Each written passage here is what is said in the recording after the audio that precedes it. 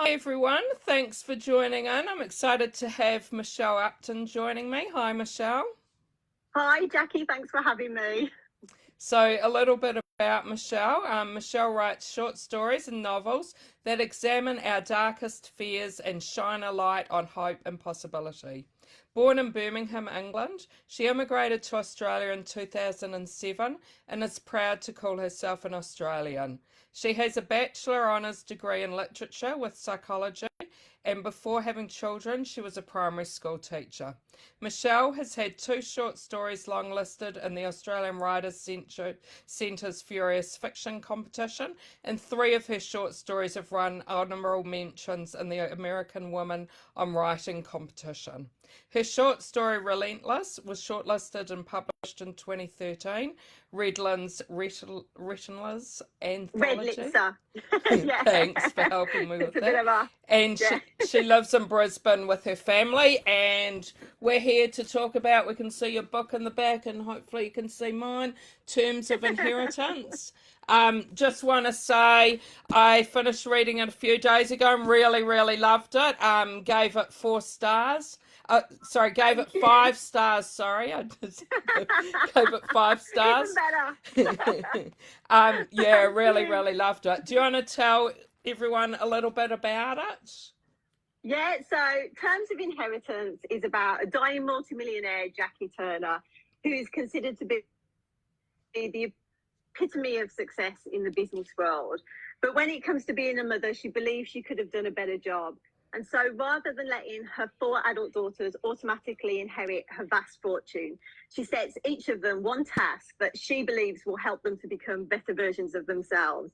And so we've got exhausted mother of three, Rose. She has to write a children's picture book.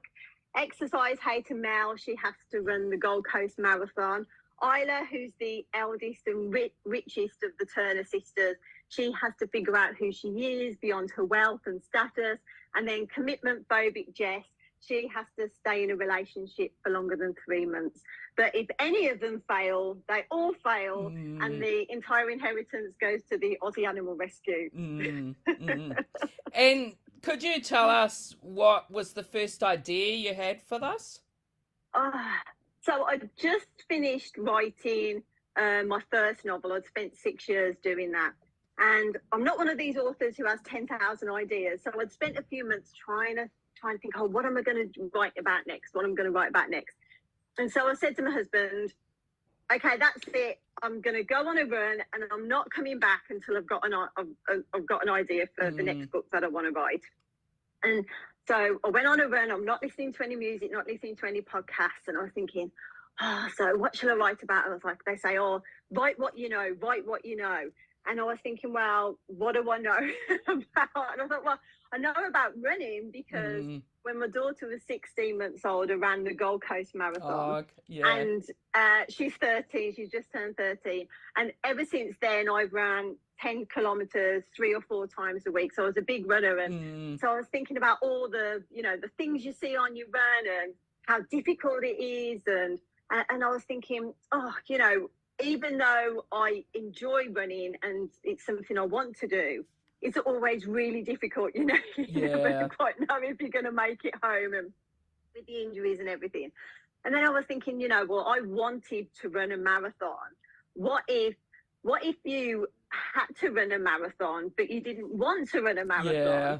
And I was thinking, I wonder under what circumstance that would happen. And then I was thinking, imagine if you had to run a marathon in order to get your inheritance. I was like, boom, that's it. Got home, writing down all these ideas. And so obviously that's the character of Mel. And from there, I was kind of thinking, so if she had some sisters, that would be a lot of fun. And maybe they had a different task to do. And then that's just where the idea bloomed from. Yeah.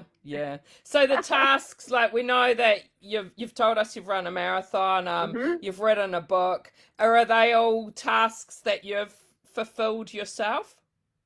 Yeah, well, it's interesting. I wrote Jessie's character, the commitment phobic, just because I just love that bit of romance. Yeah. So we're all in it. We're all going to pick it up just for that.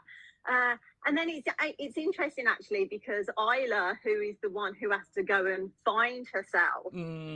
Actually, the way that I came into writing was because my dad passed away 14 years ago when my son was 10 months old. And even though we knew he wasn't going to make it, when he passed away, it was like this big wake up call. And I was suddenly asking myself all these questions as to, why are we here? What's our purpose? And all that kind of thing. And from that came the question, I was teaching at the time, but I was at home at that point because my son was 10 months old. It was like, if I could do anything, what is it that I would really want to do? And from that, I decided I wanted to write. But all those big questions that you ask yourself, life is short, but then when you have that personal experience, just a real wake-up call. And so a lot of the experiences that Isla went through, I mean, I'm not rich like her, so it's slightly different, but I really enjoyed writing her character because she kind of goes on this journey, looking at things deep, what is the meaning of success? And, you might have lots of money, but does that mean your life is rich? And all those kind of things. So that was a lot of fun to explore, and that's where that came from, really. So, yeah. And do you have sisters of your own? I don't actually, which I really enjoyed writing about. Yeah. But I've got a brother. I enjoyed about in terms of inheritance is that you've got these sisters and how you can all be growing up in the same household and yet you can see things so differently. Yeah. And that's happened to me and my brother and my mum. We would be, reminiscing over something that happened, and then I'd say, this happened and it happened like this, and they go, well, that's not actually what happened, and they see it in a completely different way and have a completely different experience from it. And my brother's only a year younger than me, and but that was really fun to play with and explore. And I just wanted to mention we've got quite a few people watching, so if you would like to win your own copy of Terms and Inheritance, thanks to HarperCollins, all you need to do is type a question in comments and you'll have a chance to win a copy of Terms of Inheritance. So Wendy, she said she would like to think she could run a marathon, but says she doesn't think it will happen. Yeah, oh my gosh, it was hard, but I nearly didn't make it because I was injured. I got injured 6 weeks before it happened, and 6 weeks before the marathon, I couldn't run at all. And so when it came to it, I didn't know if I was going to make it. Yeah. I have to tell you a story about my sister that I'm very proud of. So my sister was always a runner, but had never run a marathon. And she actually got breast cancer, and she decided that that's what she was going to do. And she ran in the Disneyland marathon. Oh wow! Yeah. Oh, good on her. Yeah. Good on her. And I think it's been, I can't remember exactly how many years now, but maybe 6-7 years that happened, and she's planning to go back again maybe next year to do it again. Gosh, that is so good. I don't know if I've got it in me to go again. Yeah. I was happy with the one time, but well done. Oh, that's fantastic. Yeah. Tell your sister well done. Certainly not something I would be able to do, but yeah. Yeah. It is really hard, but yeah. But the reason I started running was because my kids were so small. It was, and all our families in the UK. So it is, me and my husband, bringing up the kids or whatever. So it was literally that time for myself where, if I went for a run, no one's wanting anything of me or anything like that. So of course the most natural thing is just to build up to run a marathon.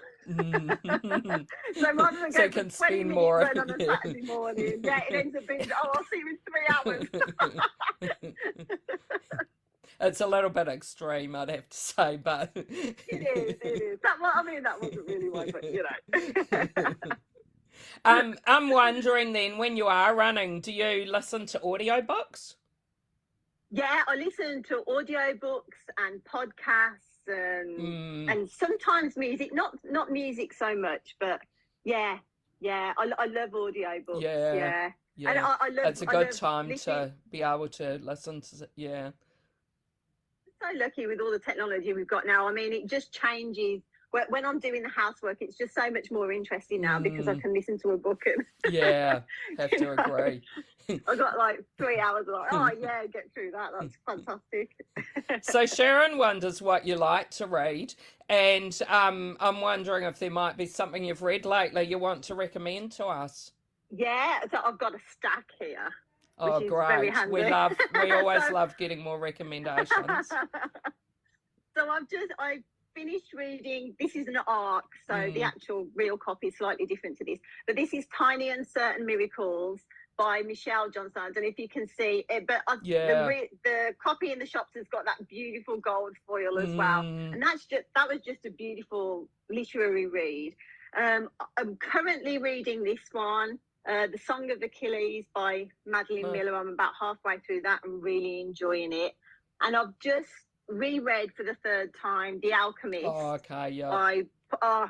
It's just you've just really got to. If you haven't read it, you've really got to read it. And it's not that long. It's 161 pages, something like that. So you can get through it really quick. Yeah. But it's just one of those that you keep going back to. And then I've got a couple of books that I'm looking forward to reading. So this one is out now as well. Oh, Danuka yes, Mackenzie, Taken. yeah. So I'm looking I'm forward talking to to reading her soon as one. well. Oh, fantastic! Yeah, so I'm looking forward to reading that one.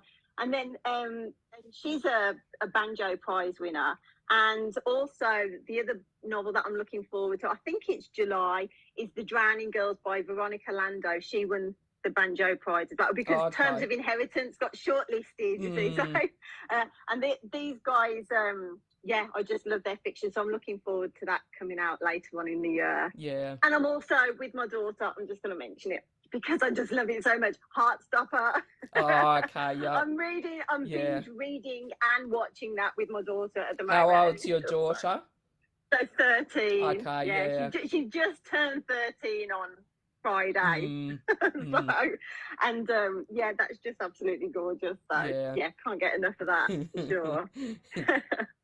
And Sharon wonders what sort of input you had in your cover and title. So that the original title was The Terms of Inheritance. Okay, yeah. And I came up with that. It didn't change much. They just knocked off the. And then Krista Moffat designed this cover, and it's just gorgeous. Yeah, I love it so much because and that I was shown Roberta Ivers, my publisher. She's like kind of forwarded it to me and said, "What do you think?" And I absolutely loved it. Yeah. And it's just, you can't miss it. It's just so bright, and I didn't actually own any leopard print until and I was like, oh, now it's a good excuse to go and buy lots of pink pins and lots of leopard prints. So yeah. So well, I love it because it tells you what the book, it does exactly the story. Is it like you buy that and does what it says on the tin kind of thing, so it's perfect. Yeah, I'm so pleased with it. Yeah, beautiful. And Wendy says she really likes the cover. It's catchy but also simple, and it makes you want to pick it up. Yes. Oh well, I can't take any credit for that. Kristen Moffat, she just did an absolutely wonderful job. So it is a great cover. Yeah. I agree with Wendy. Yeah. And I'm wondering what sort of reader are you getting? Any readers contacting you who relate to those characters? Yeah. So I'm just getting such lovely feedback with reviews and then people reaching out to me, through Instagram on the DMs and all that kind of stuff, and just saying the most wonderful things like, oh, I'm just laughing and crying and all this kind of stuff. And then And what's been I've had it happen a few times is that a couple of readers, as they've been reading the novel, they've been messaging me as they come to certain parts of the Oh, novel, and really? they're like, "Oh no, don't do this!" And they're just like doing this, and then they're sending me all these emojis and like, so and so did this, and now I'm just crying, and then a lot of people can relate to it from the going to the park runs. You know, so whether you can run or it doesn't matter, because everyone can relate to that, because Mel, you know, she's an exercise hater. She can't run at the beginning, and it's just that the pain and the agony. Yeah, exactly. But it's a lot of fun. It's a lot of fun. But the feedback has just been absolutely wonderful. So it just makes my heart burst. And then seeing the parts that stand out to the reader. And it's like, oh, I'm so glad they enjoyed that bit, you know, because I like that bit too. Or, oh yeah, I'm really, you know. So it's very heartwarming. It's lovely. Yeah, yeah. And Kelly said her mum's book club's reading it at the moment, and she loves the concept. Oh, well, that's it. You see, because when I came up with the idea, a lot of novels or TV and movies and stuff about inheritance, it's normally about like trying to kill off the parents or whatever, and then it's like a whodunit kind of mystery kind of thing.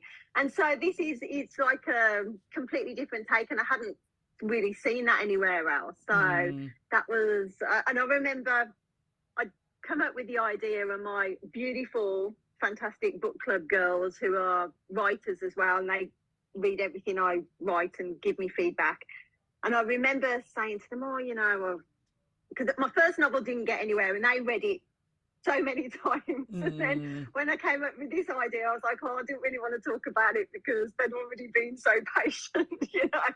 And then they were like, yeah, tell us what you think. So I started telling them, and then I could just see their eyes lighting up, and I was like, oh, I think I'm onto something here. So, and I was like, oh, you know, just that feedback, because sometimes you can start talking about your book and like people just start writing over it. And but that look in your eye, if they're like, oh, and then they were like laughing at the funny bits, I was like, oh, okay, yeah, I should definitely go with this. So thanks to them, you know.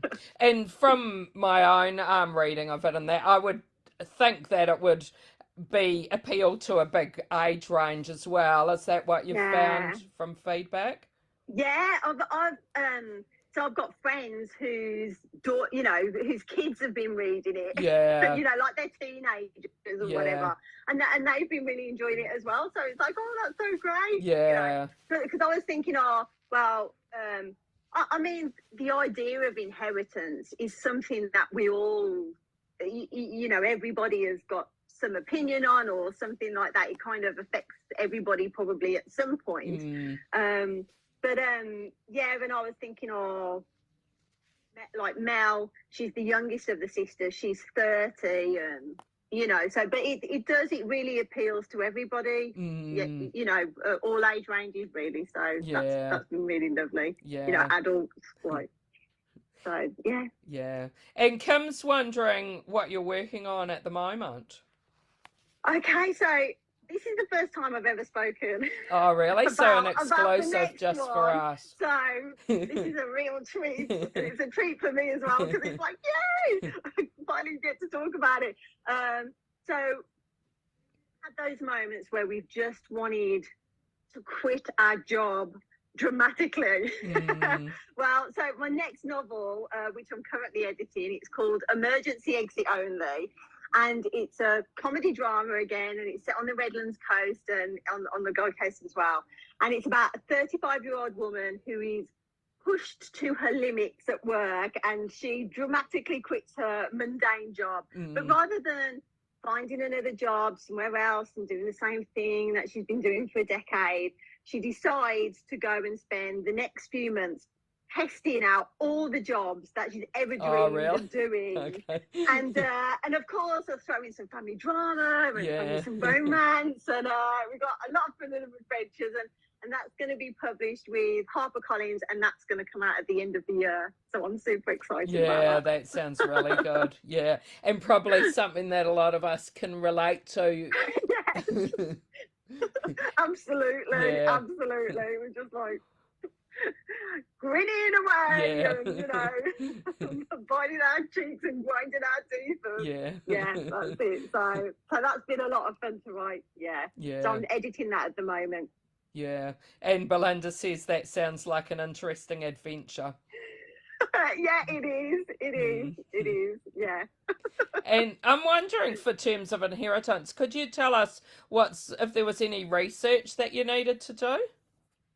I think because of a lot of it came from experiences. So Mm. running a marathon, and then I was able to relate to Rose because she's trying to write a children's picture book, and you Mm. get everything that comes with publishing, and you think, oh, I'll just write a picture book. Oh, that would be so easy, but the reality is obviously a lot different. And Mm. so a lot of it was on my own experience, and the location of the novel as well is where I live and spend a lot of time. So that just was really easy to me, and I really enjoyed doing that.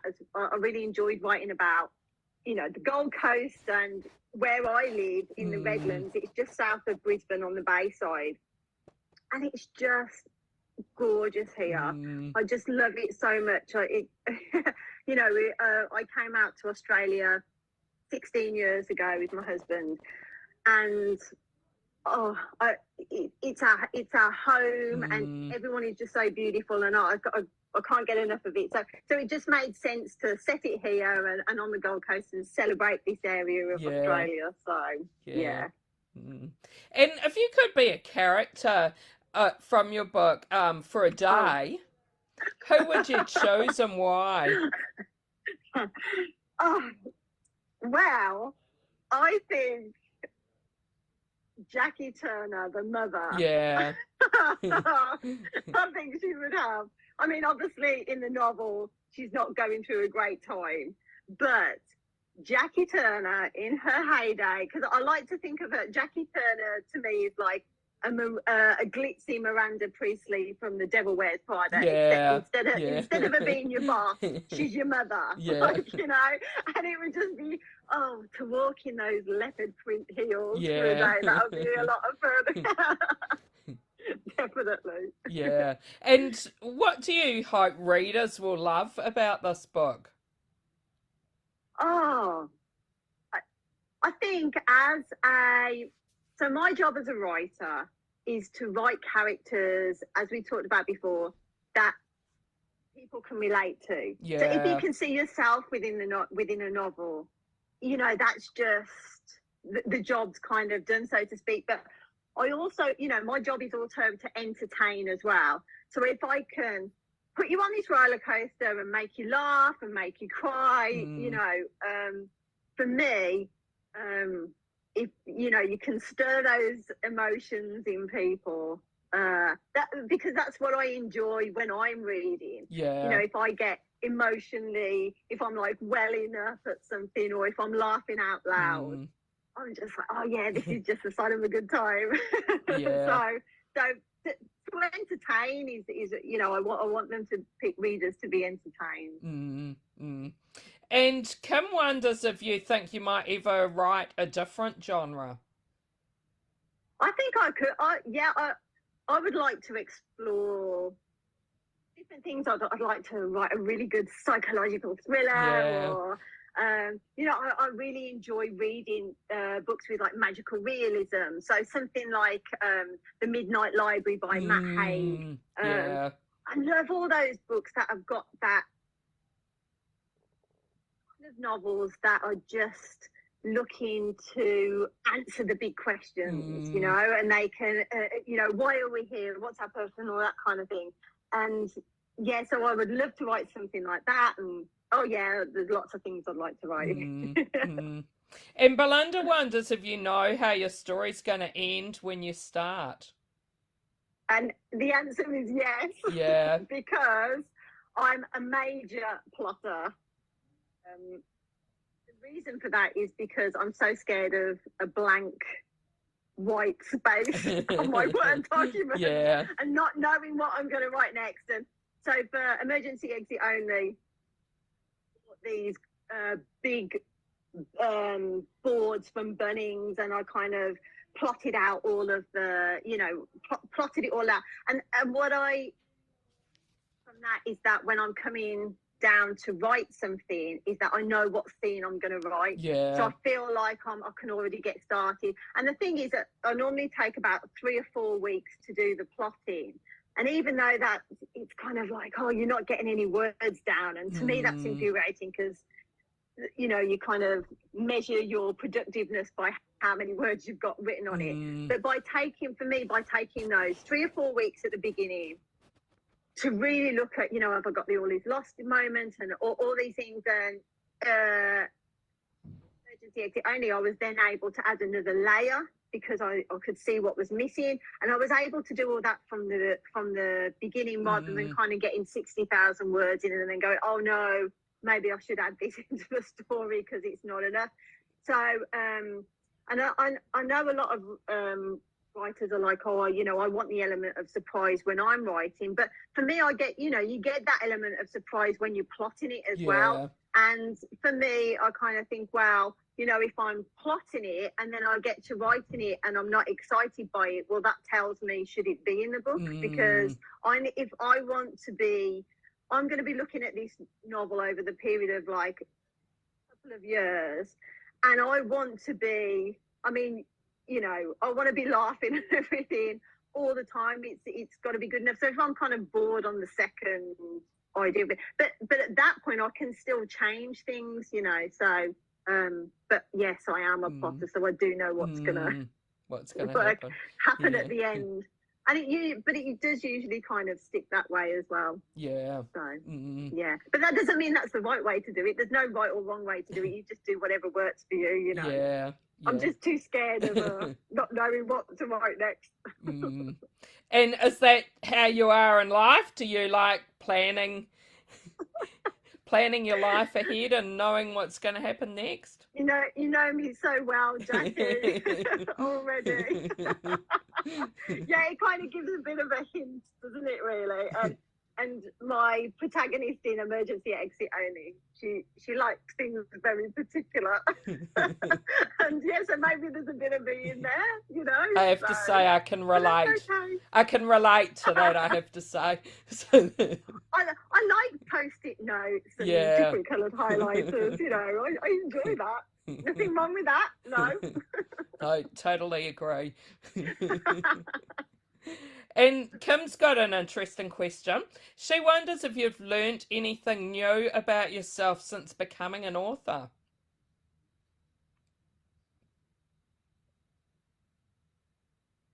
I would say it's I would say it's almost like looking back on yourself as a younger version of yourself, and it's kind of like saying what what advice would you give to yourself? And it's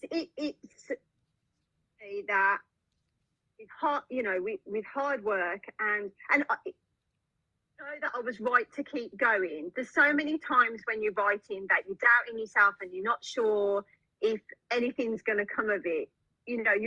For the first novel that I wrote, it took me 6 years, and you don't know if you're going to get published. You don't know how it's all going to work out, and you get feedback, and you keep going and you keep going and you keep going.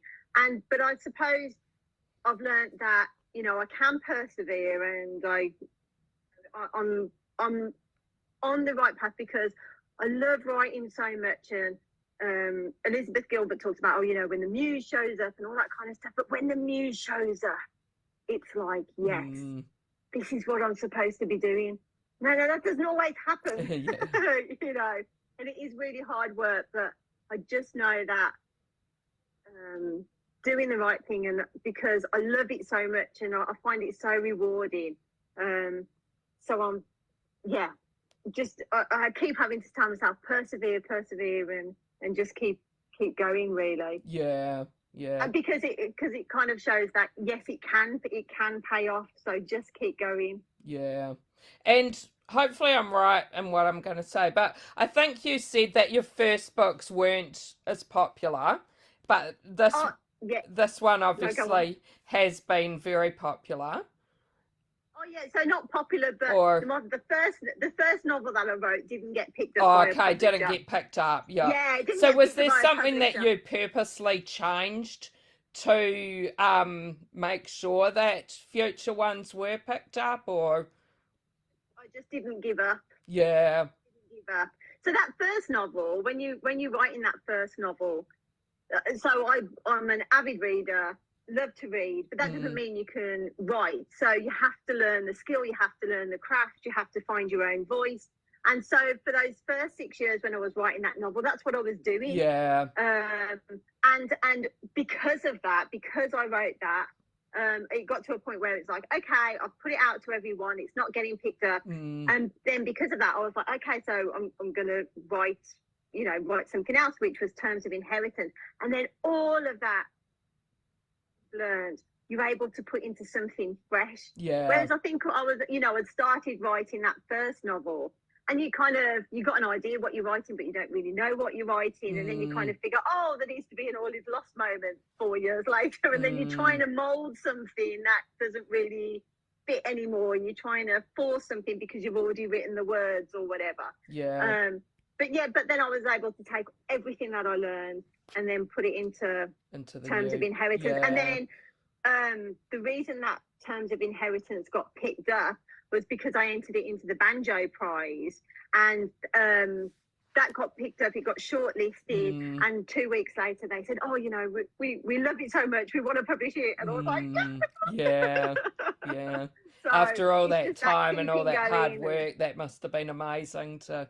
Oh my gosh, yeah. it really was. And Roberta Ivers, my publisher, oh my gosh, she just loves the Turner women so much. And she's just such a champion, and she's, every time I come off a conversation with her on the phone, I'm always like, oh, and it really is a case of keep putting yourself out there, and it's about trying to find the right person for your novel as well. Yeah. And if you get that right person, like I did with Bert, it's just magic. Something magic happens, but you just got to keep going because you get rejected. You don't know why you get rejected majority of the time, and you can start second guessing, and chances are, they might love it or whatever, but they've just already published something that's similar, or it's just not right for them, just not now, or so you've just got to keep going, And we already determined that you're a planner. Anne wonders how you plan your writing days. So when I wrote Terms of Inheritance, I wasn't on a deadline because I didn't have a publisher. Yeah. So that was different. So I've got kids, so typical, you drop them off at school, come back and do some writing. But whether I wrote 200 words or 1,000 words, it was kind of, oh well, whatever gets done today, because I've got to go to Woolies at 2:00, and I've got to fill the car with petrol. But then this time, I've got a deadline to meet. So it's a case of there's no petrol in the car. Okay, well, that's just the way it is. People, if there's nothing in the cupboards, deal with it. You'll have to go yourself. But so after spending 3 or 4 weeks planning, what I was doing this time was I set my alarm for 5:30. By 6:00, I'm writing, and I was doing that every day until I got I hit my word count, which is like 90,000 words. And so I started off writing about 1,000 words a day, and then picked that up, and it was towards the end it was like 1,700 words a day. But I wouldn't house until those 1,700 words were done. And so a couple of times that was 10:00 in the morning, and other times it was 4:00 in the afternoon or whatever. But it's just a case of you just got to get it done. And it's just head down and kind of keep doing it. But that's where I like, because I plan. Every single time I sat down at the computer, I knew what it was that I was going to write the next day, so I didn't have this kind of fear of, what am I going to write? Inspiration, please. So it's like, okay, I'm writing this scene today. Okay, let's just get on with it. Mm. And Kelly Yeah. wonders if there was an author that inspired you to actually start writing. I don't think there's one particular author that's inspired me, because it's any, and not even authors, it's writers, anybody who writes, inspirational, because they just continuously keep putting themselves out there. And it's a big deal to do that. Mm. And that in itself is inspiring, you know, not giving up, putting yourself out there, wearing your heart on your sleeve. People who read Dan Wright are very empathetic, compassionate people. We feel everything. Mm. And to put that down in words and to continue to keep putting it down, you know, that in itself is inspirational. And whatever it is you're writing, whether it's a novel or it's a short story or whatever it is, just something inspiring on the, you know, the wall at school or at work or whatever, to put yourself out there, you know, that's what it's all about, really, isn't it? Putting yourself out there and, you know, yeah. Yeah. And I'm wondering, is there any events or anything that you've got coming up that we can come and see you? Yeah, thanks for asking. So, Brisbane Square Library this Friday on the 3rd of March. And then I'll be at Victoria Point Library on the 18th of April, and Point Lookout at Stradbroke Island on the 8th of May. And then I'll be in May, I'll be at the Brisbane Writers Festival. Okay, that sounds great. And it's Come great and that see me there, say hi. yeah, and it's great that we're being able to have so many more events now and meet people in person, which is great. It is. I feel really blessed to be able to get out there and have a chat with everyone. It's just, it is fantastic, and it's so much fun. So I do feel really lucky. Well, thanks so much for chatting with me. Totally recommend Terms of Inheritance to everyone. Make sure you go out and buy it.